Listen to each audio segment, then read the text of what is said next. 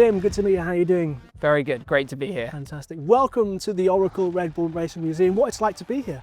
You walk in and immediately I have to say, just mind blown by what we're looking at here. We're surrounded by some of the championship winners, the history of this amazing Formula One team, right? What was your history? How did you become a fan? Where did it all start? I remember watching F1 races with my dad, you know, and the Sunday the race would be on at home.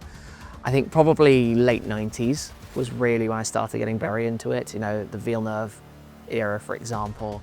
But then just growing from there, you know, becoming interested in driving, in cars and getting out. Amazing. What was your earliest memory that you still have as being a Formula One fan? So for me, my earliest memory goes back to the Villeneuve championship year. To this day, I'm lucky to have a show car of the FW19 from that year myself. And that was the first time I remember watching, you know, the V10 engine cars that were screaming around, sitting down, watching the championship, watching the races. You have Villeneuve's 97 winning machine? I don't have a winning machine, I have a show car. Oh, wow, okay. It's close enough. It looks like the real deal, you know, liveried up from jealous. the time. Yeah, really special thing. And I actually keep it right next to my lounge. So these days, sit down, watch the F1, watch the new races, sitting next to a car from the days, and just sometimes go and sit in there and make noises, you know, pretend. People are a fan of this driver, of this team, you know.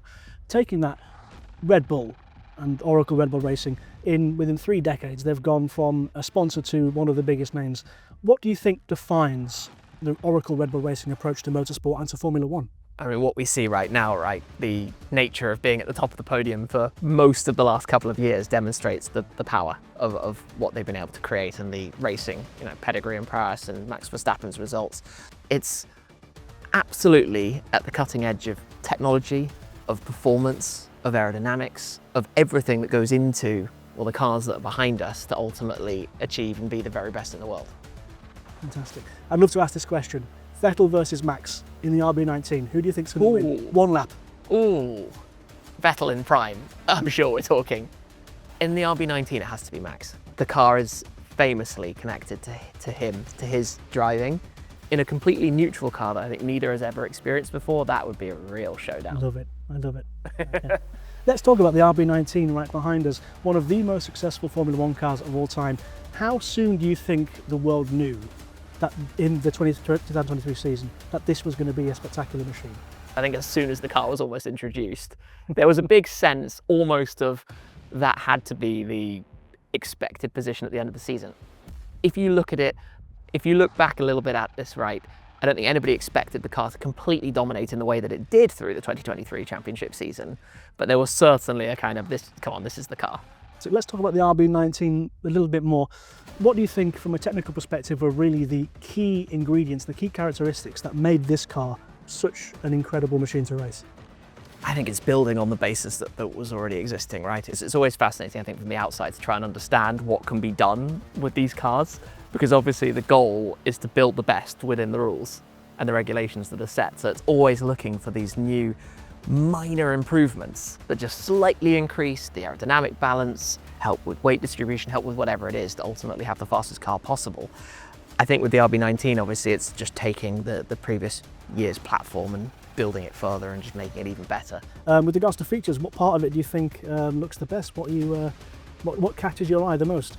The amazing thing with the model, right, the Agostini RB19, is how you're looking at this exact replica match to the car that's also here in the museum. Every element of it, down to the proportions, the shapes, the surfaces, the finishing, the livery that it wears. It's that recreation of what you normally watch racing on television, we're lucky to see sitting right behind us, but that you can have at home. Fantastic. And you build some of our models, you are familiar with the Agostini service. What is it about building a piece of motorsport history that is so enjoyable in the comfort of your own home? What is it about that? The first that I built was back in 2020 when we were all stuck at home. I built the Ford GT, which again is a huge part of motorsport history, linking back to the 1960s and the 24 Hours of Le Mans.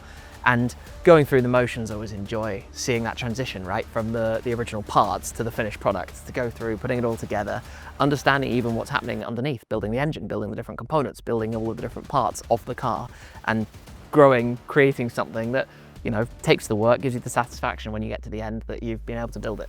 Fantastic. And you're looking forward to building the RB19 as well? You bet. Just getting started. One last question I'd like to ask.